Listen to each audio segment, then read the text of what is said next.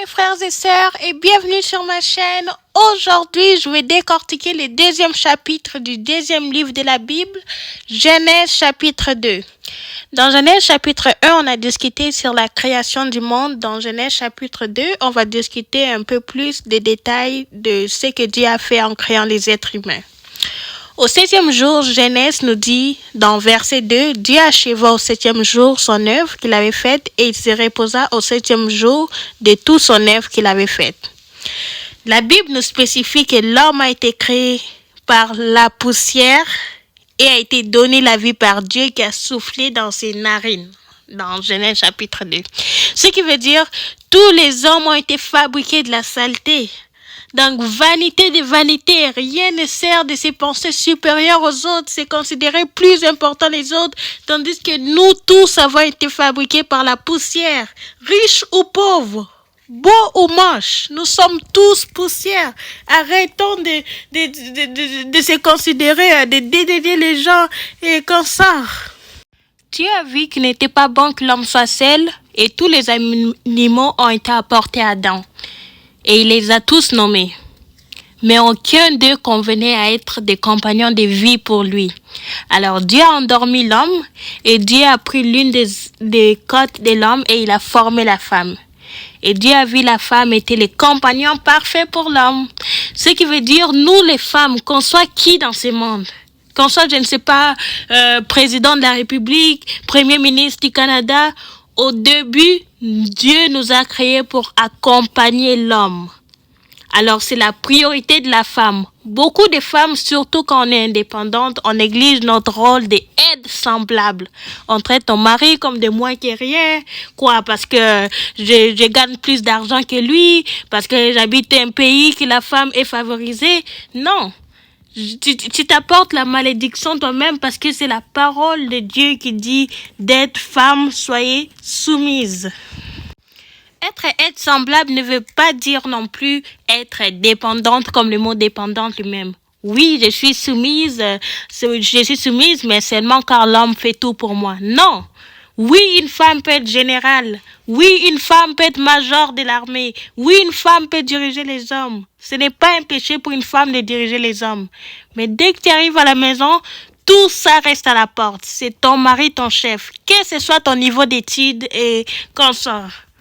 La parole de Dieu termine ce chapitre en disant « C'est pour ça l'homme quittera son père et sa mère et s'attachera à sa femme. Et ils deviendront une seule chair. » Ce qui prouve le mariage est une institution de Dieu. Ne laissez pas le monde d'aujourd'hui vous tromper en disant c'est mieux d'être seul, habiter avec ton chien, ne jamais te marier. Non. La Bible dit il n'est pas bon que l'homme soit seul. Quand il dit l'homme, il ne réfère pas seulement au masculin, mais au féminin aussi. L'homme ou la femme ne peut pas habiter seul ou avec ses parents ou ses amis, je ne sais quoi, toute sa vie. Dieu ordonne les mariages. Oh oui, mais je préfère habiter seule. L'une des principales raisons pourquoi il y a toute une génération de divorce en Occident, car les enfants, déjà dès qu'ils deviennent majeurs, ils sont libres de quitter la maison de leurs parents. Quand on habite seul, ça devient difficile pour nous de réhabiter avec des gens. Quand on est habitué à vivre selon nos propres termes et que quand quelqu'un d'autre veut nous imposer, on ne supporte pas. C'est pour ça on se sépare de nos partenaires, nos maris, nos femmes. La culture d'où je viens n'est pas parfaite, mais l'une des choses qui attire mon admiration, c'est que l'homme ou la femme quitte la maison de leurs parents seulement quand mariés.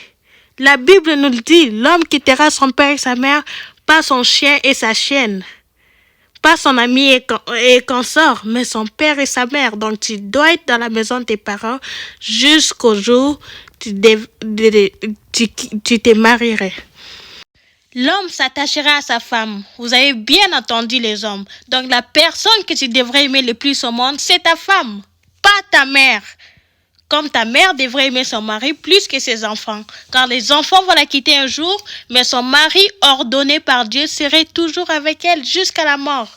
Ne te sens pas coupable si tu aimes ta femme plus que ta mère. Non. Avant de faire les décisions, ce n'est pas à ta famille que tu demanderais, non plus à tes enfants, mais à ta femme d'abord.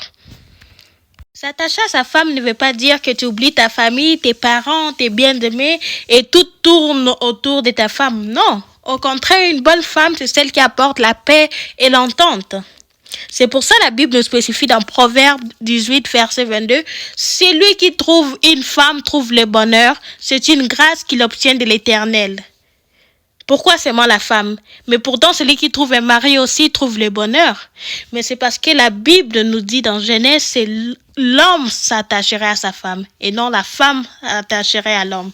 C'est pour ça, mes frères, n'épousez pas les femmes pour leur beauté, leur intelligence, leur comportement, car tout ça, ça peut être trompeuse. Oui, même leur comportement peut vous tromper. Au mariage, échange.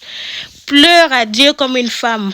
Quand elle demande pour un mari, pleure, demande-lui de te révéler c'est qui la femme de ta vie. Est-ce que c'est celle-ci? Dieu, donne-moi la femme qui m'apporterait du bonheur. Donc, le message de ce chapitre est que le mariage n'a pas été créé par les hommes, mais par Dieu. On voit ça du commencement du monde. Ce n'est pas une chose de culture ou de tradition. Donc, c'est important de mettre l'accent sur ce sujet. Pour vous qui venez d'écouter sa parole, répentez-vous et tournez-vous à Christ aujourd'hui pour le salut. Demande à Dieu de te pardonner, de te sauver. N'attendez pas demain. Personne ne connaît ce qui va se passer demain. Rachetez le temps car les jours sont mauvais. Que Dieu bénisse sa parole.